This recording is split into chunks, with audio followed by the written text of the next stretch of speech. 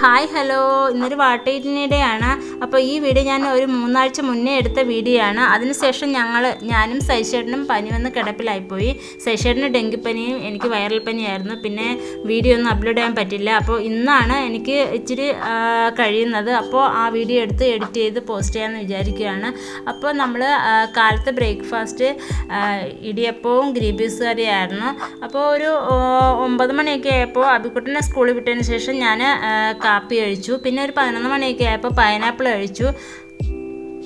അപ്പോൾ സൈഷേട്ടന് ഇന്നും ജോലിയില്ല, അപ്പോൾ വീട്ടിൽ തന്നെ ഉണ്ട്. ചെറിയ പനിയുടെ ലക്ഷണം കണ്ടുകൊണ്ട് പോയില്ല. പിന്നെ നെത്തോലി മീനായിരുന്നു നമുക്ക് കിട്ടിയത് ഉച്ചയ്ക്ക്.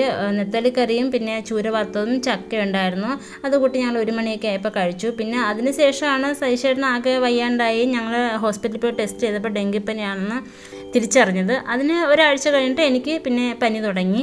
അപ്പോൾ സൈഷേട്ടൻ ഉച്ചയ്ക്ക് ചോറ് കഴിച്ചിട്ട് ഒരു 4 മണിയൊക്കെ ആയപ്പോൾ മോനെ സ്കൂളിൽ നിന്ന് എടുക്കാൻ പോയി കേട്ടോ. എന്നിട്ട് എടുത്തിട്ട് വീട്ടിലേക്ക് വരുവാണ്.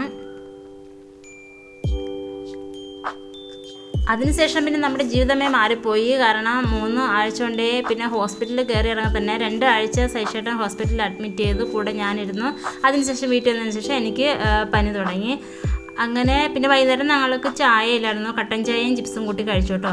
ഇത് പിറ്റേ ദിവസത്തെ വീഡിയോ ആണ്. പിറ്റേ ദിവസം ഞായറാഴ്ചയാണ്. ഞായറാഴ്ച ഞങ്ങൾ ചിക്കൻ എടുത്തിട്ട് അതിൻ്റെ കൂടെ തന്നെ നമ്മൾക്ക് മരച്ചീനി ഉണ്ടായിരുന്നു. അപ്പോൾ എനിക്ക് ചിക്കനും മരച്ചീനി കൂട്ടി കഴിക്കുന്നത് നല്ല ഇഷ്ടമാണ്. പിന്നെ മാങ്ങാച്ചാർ ഉണ്ടായിരുന്നു, തീരാറായിരുന്നു.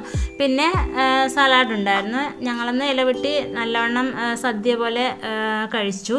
അത് കഴിഞ്ഞൊരു വൈകുന്നേരം 4 മണി കഴിഞ്ഞപ്പോൾ എൻ്റെ ഫേവറേറ്റ് ഐറ്റം ഈ ചിക്കനും കിഴങ്ങോട് വെച്ച് തിന്നൊക്കെ ഉണ്ട്. അത് എല്ലാ സൺഡേ അങ്ങനെയാണ്. ഞാൻ ചിക്കൻ ഉണ്ടെങ്കിൽ കിഴങ്ങൊക്കെ മേടിച്ച് അങ്ങനെ കഴിക്കേണ്ടത് എനിക്ക് വലിയ ഇഷ്ടമാണ്.